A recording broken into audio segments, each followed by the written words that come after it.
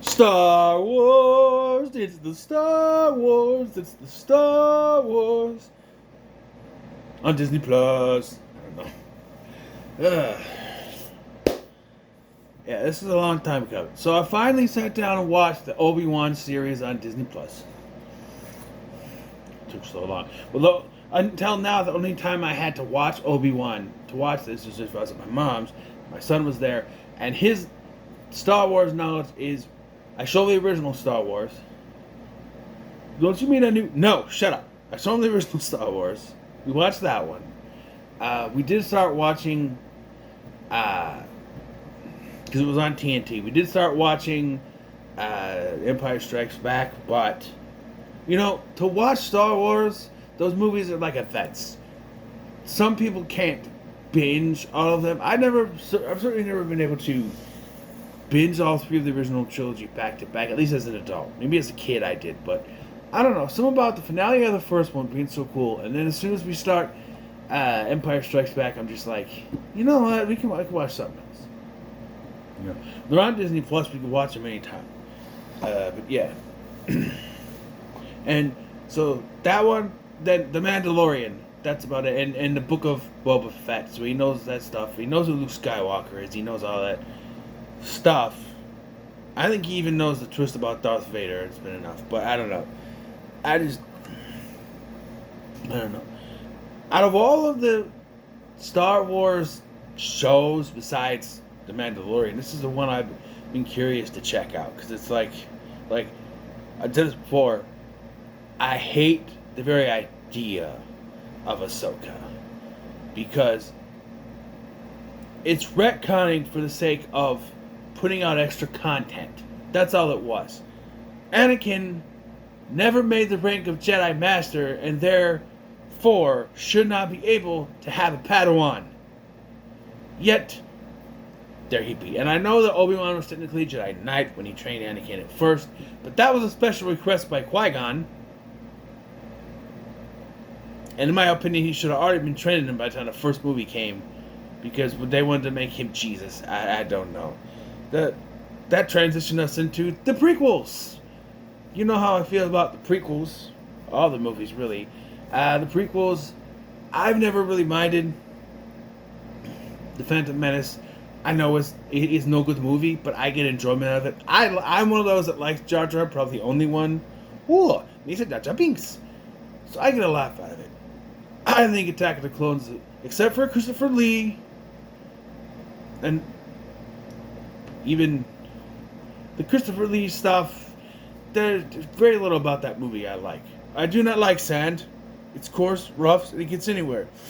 I killed him. Not just the men. The women and children, too. I hate them. I hate them all. Yeah. Just no. No. Dialogue doesn't get any better with it. It's because I'm in love with you. No, it's because I'm so in love with you. Nah. But Revenge of the Sith is the best of the prequels. It's the movie we're waiting to see. The Fall of the Republic, the Rise of the Empire. Anakin becomes Darth Vader. That's what we were looking for. Of course, I love the original trilogy. I'm not as high on The Empire Strikes Back as other people. I prefer the other two, and they're above that one. I don't know. People say, well, the ending makes that movie, and to me it says, I don't know. I never really liked that kind of dark ending. I understand you need it, except next one, And then there's the two spin-off ones. Not a fan of Rogue One, which is why I haven't watched Andor. I'm thinking about it. But people are like, oh my god, I can't wait for Andor, and they're watching. Andor was great. We're loving it. And I'm going, how can you be invested in a show where it doesn't matter because the characters are going to die in another movie? And he's like, well, I had someone tell me, well, then how can you watch the prequels when you know what's going to happen? Yeah, but those are characters we already know. We already know Obi-Wan. We know Yoda. We know what Anakin will become. We know those characters. Andor's following a guy we met for about an hour and a half in one movie and know next to nothing about. This is supposed to help that. Sure, but I don't care. And it's only 2 seasons, so maybe I'll check it out. Who knows? I actually like Solo: Star Wars Story, but apparently that was the nail in the coffin for the Star Wars story movies that we're going to do, including one that was supposed to be Obi-Wan: A Star Wars Story, a movie set after the events of A New Hope, or after the events of Part 3. Revenge of the Sith, there we go. Revenge of the Sith, before A New Hope, and following Obi-Wan with some story. I'm assuming it's the same story and they stretched it out to 6 episodes because that's what it feels like. Yeah. There's a lot of stuff in this. The story is that Leia is kidnapped, so Senator Organa goes to Obi-Wan for help to get her back, and after some poking and prodding, he agrees to do it. And that's the show. He's trying to rescue her. And it goes from he rescues her, he loses her. He rescues her again. Has to leave her behind. Rescues her again. It's, yeah. So, what I will say, Ewan McGregor, he still got it. He still got it, and he's one of the best things in this show. But I will admit, writing-wise, this felt the same as Mandalorian, or even closer to the Book of Boba Fett, where we have a story to tell, but because they have to stretch it out to 6 episodes, it's got to take longer. And like I said, he rescues her. Then immediately there's problems, loses her again, then rescues her again, then says he has to leave. It's very convoluted. They also shove this underground rebellion called the Path in there, which are rebels, basically. But I don't know. And I have a hard time believing... See, if you had told me that after Revenge of the Sith, Obi-Wan sat in sand for 17 years until the events of A New Hope, fine. I believed it. Now you're telling me he went on a mission in the middle of this. So you're telling me that after... So you're telling me that the Jedi who went into exile after the events of Revenge of the Sith went on a little mission and they went back to being in exile. Or maybe there's more because apparently there's going to be another season. But I don't know about that. I don't know. Apparently, it's rumored. It hasn't been confirmed yet, but it's rumored. I think I'd be fine if this was just it. It's fine for what it is. They brought back Hayden Christensen. When they announced he was coming back for Vader, I'm like, why? Why? He's just going to be in a suit. Well, that's because we need to throw in unnecessary flashbacks where we see some of the training of Obi-Wan. Training a 40-year-old Anakin. Yeah, oh my God. They did not do a good job de-aging Hayden Christensen at all. They tried. But no, it does not. Nope. Sorry. It does not. No. It just... I think he's older than 40, actually, but he's not. Maybe he's 40. I know he's older than me. Because I was 18 when Revenge of the Sith came out. And he was older than that. So I think he's got to be in his 40s at least. Yeah, no. I know they tried, but I could tell. It was... Yeah. They did a better job covering up Ian McDiarmid for his one little cameo role on Mustafar. Apparently that's where Vader lives when he's not out in his... I didn't see it. Did the Death Star make an appearance? I know there's some Star Destroyers, but you should think that would be near completion by now. Maybe. I don't know. But, yeah, they, much like with The Mandalorian and the Book of Boba Fett, they incorporated some of the extra characters from like Star Wars Rebels or the Clone Wars. I didn't watch either of those, so I don't know all the characters. I know the Grand Inquisitor was a character, right? So, yeah, there's that. He's here, so that's cool for fans of those shows that watch that. I didn't, but C-3PO cameo.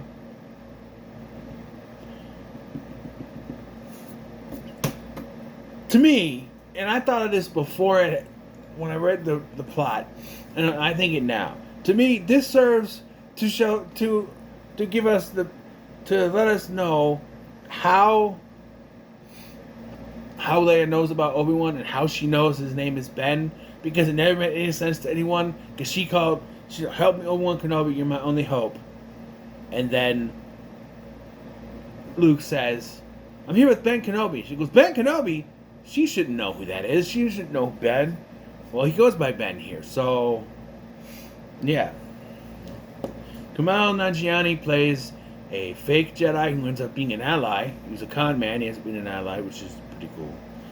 There's a couple other Jedi. There's a sequence that opens with Order 66, and I'm like, what is the context of this? It leads to another Jedi who was crash landed on Tatooine looking for Obi-Wan. Because they just know he's there? Or does he just... Like, they make a point, too. Because when one of the Inquisitors, the third sister, and this other person show up, they rightfully say, this is out of the jurisdiction. This is out of the border. This is out of the rim. You don't have jurisdiction here. But they don't care. This is for most of these shows, really. People, I don't know. But, yeah. So, yeah. So when I read the description of what the story was, okay, that seems like a decent story. And then it's 6 episodes. So I'm watching the first episode. Leia doesn't get kidnapped till halfway through the episode. And we're following Obi-Wan on a sand planet. And then there's just a scene. So Owen shows up, Uncle Owen, Joel Edgerton again, shows up and berates Obi-Wan for sending a toy. And then the Inquisitors show up. And there's just this standstill of a scene. And I'm sitting there going, how long is this scene going to take? Because they're just standing around. And they're asking Owen if he knows where the Jedi is. And he just stands there. Staring. Trying to get some answers out of him. And I'm just going, I really want to stretch this out. In the next episode, he does get to her fairly quickly. And like I said, I don't know. The writing, they fumble it. He does get to her, but then she's taken again. Because it's a trap. Because they kidnap her. The third sister kidnaps Leia. So that she can lure out Obi-Wan. That's the whole plan. Right? Yeah. And also, to nerf him a little bit, he has lost his connection to the Force. Which says to me, we need something for a storytelling thing. Because he would enough. Because we know by the time he meets Luke, he's still got his powers, right? But yeah, there's lightsaber battles, there's flashbacks. It's all pretty well done. Apparently they use an AI thing to put James Earl Jones' voice in there. I don't know. It was fine. It didn't sound off or anything, to me at least. It sounded fine. So, but I don't know how many other people will be offended by. AI. It's what? It's happening. It's gonna happen.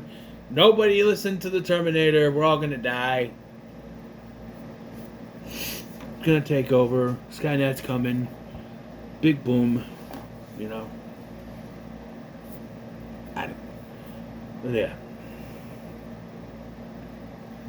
I enjoy this. Though, I gotta tell you, the last episode. Oof. Not, for the most part, it was pretty good. But, there's a scene in a desert that was clearly shot during the day and they wanted to make it night. So they do the day for night thing. But they make it so dark. And I could tell it's day for night because you could still see the sun in the back, but it's like not sun, but like you could tell. Like, but they made it to make it look like it's nighttime. They made it so dark because these shows are gonna try and be practical and not use all the CGI blue screen stuff they normally use. So they had to do it that way. That was, I don't know. It was so dark, hard for me to see, right? And this whole thing with Obi-Wan, this path. So, one thing I want to talk about. They have... So, when it was on, there was rumors, they're going to have a lightsaber battle. No, they can't do that. They can't do that. It wouldn't make sense. They can't... Obi-Wan and Darth Vader cannot even fucking meet in this show if they want to stick to the continuity. Because what does Darth Vader say to Obi-Wan in Episode 4? In the original Star Wars. In the original Star Wars. When last we met, I was the student, but now you were the teacher, but now I am the master. Which means they had not fought since that battle on Mustafar, and now Disney has fucked that up. Because they had two fights in this. They fight on Mandapur, or what the hell it's called. And I just went, no, why are they fighting? Because now that line in A New Hope makes no fucking sense. When last we met, you were the teacher, but now I am the master. It just... I understand that would be a big thing they'd want to see. But common sense, man. No. It makes no sense now.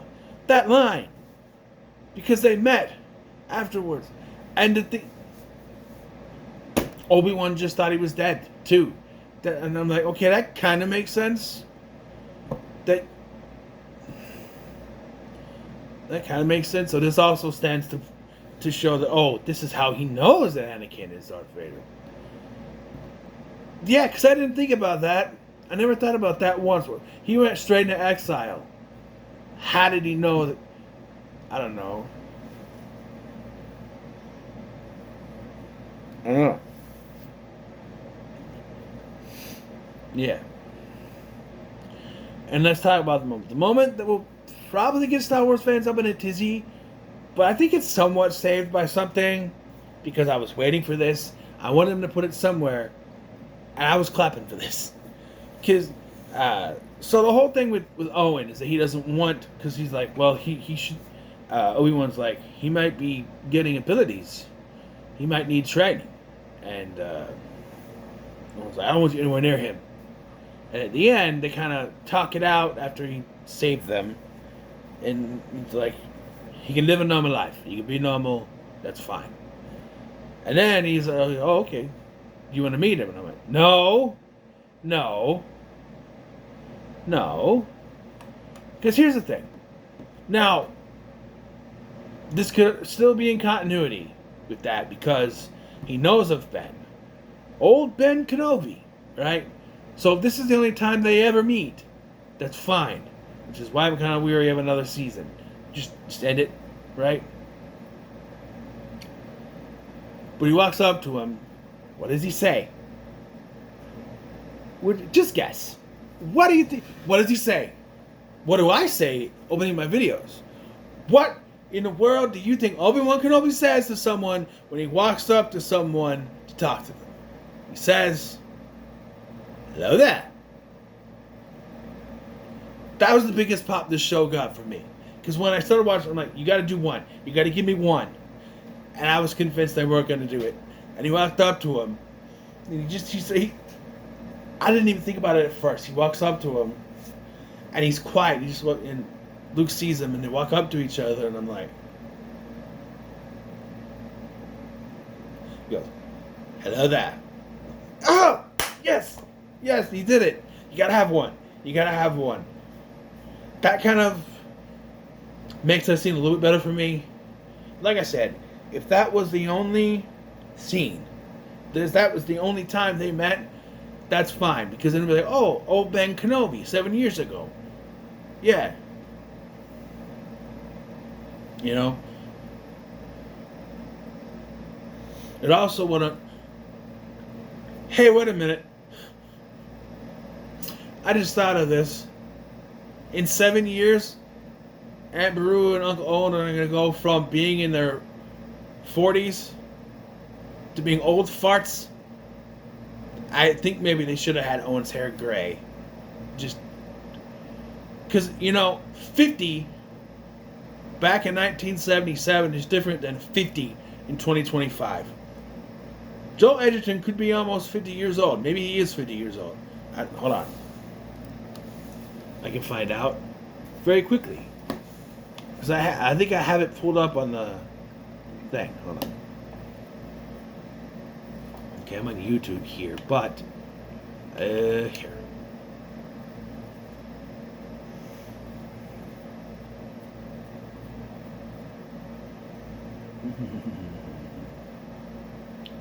Okay.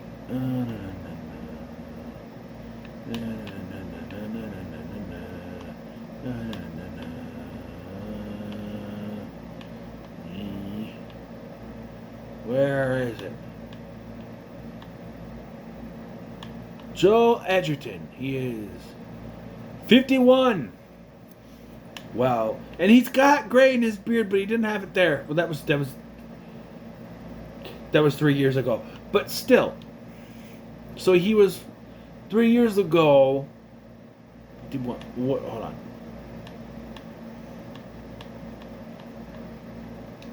When is his birthday?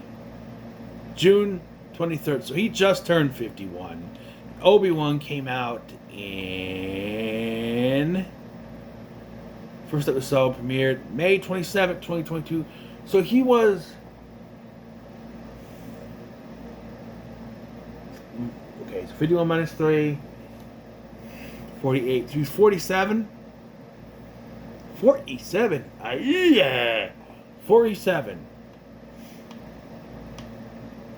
So you're telling me, like, going by that, in A New Hope, or in the original Star Wars, damn it, Owen was only 64? No. Yeah. Right? 64? You gotta do 7 and 7 is 14. Add that.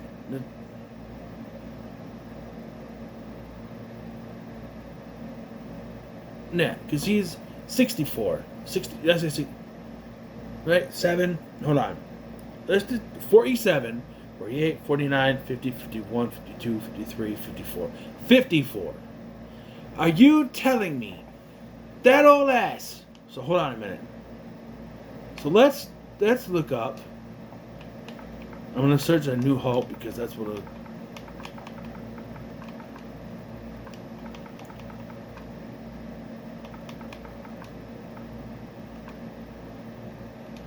Oh, Star Wars film. Okay, let's see if it's even on here. I don't need the whole plot.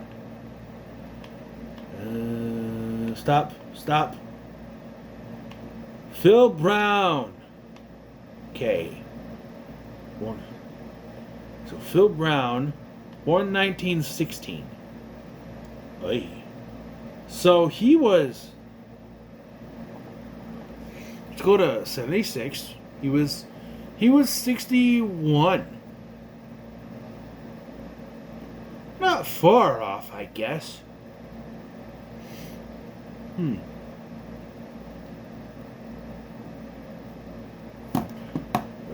Right. Yeah, he was 61. Not too far off, I guess, but again, 54. I don't know. He looked old in that one compared to 7 years, because Luke's supposed to be 17, and when that happened, so yeah. Which means that Leia was also 17 and Han was. But, like, by then I think she was of age, I guess. I don't know. But assume they were both 17. Well, they retroactively made them twins, so I don't know.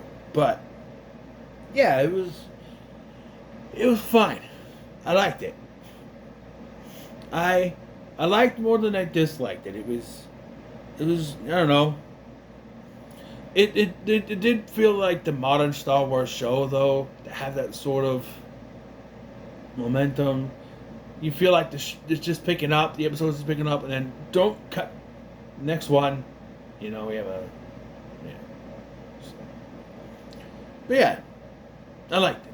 So, what are your thoughts on Obi-Wan Kenobi show? Look how someone should like, share, and subscribe. I'm just gonna call this. I'm not gonna put a season 1 yet, unless they actually renew it. We get an official thing, because I couldn't find anything anywhere. So, yeah. So, thank you for watching. I'm Sky, and I'll see you in the next one.